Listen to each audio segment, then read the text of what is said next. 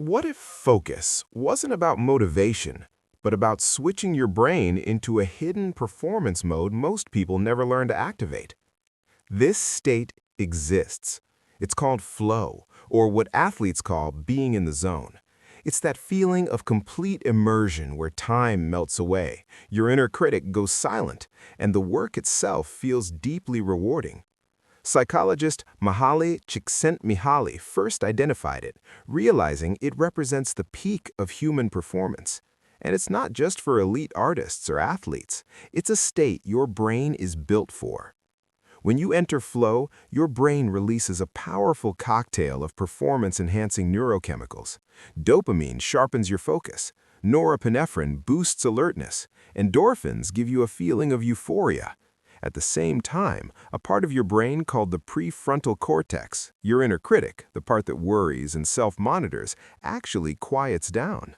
This is why self-doubt vanishes. You stop thinking and just do.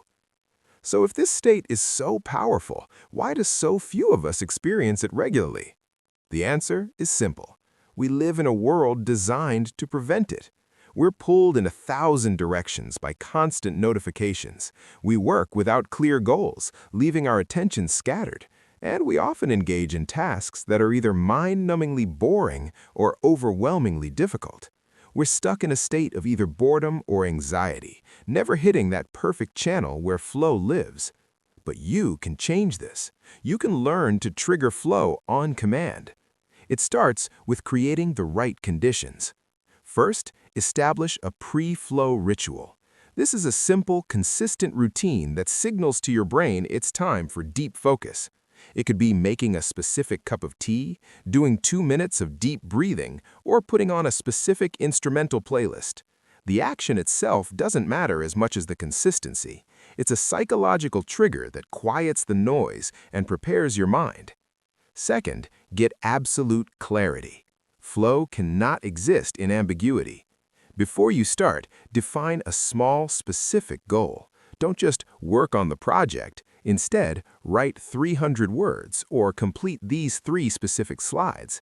This gives your mind a clear target and allows you to get immediate feedback on your progress, which keeps you engaged. Third, find the challenge-skill balance. This is the sweet spot. The task needs to be difficult enough to hold your attention, but not so difficult that it causes frustration. Think of it as stretching your abilities just slightly beyond your comfort zone. About 4% beyond your current skill level is often cited as the perfect trigger. If a task is too easy, make it harder. If it's too hard, break it down. Finally, you must build a fortress against distraction. This is non-negotiable. Turn off your phone notifications. Close every unnecessary browser tab.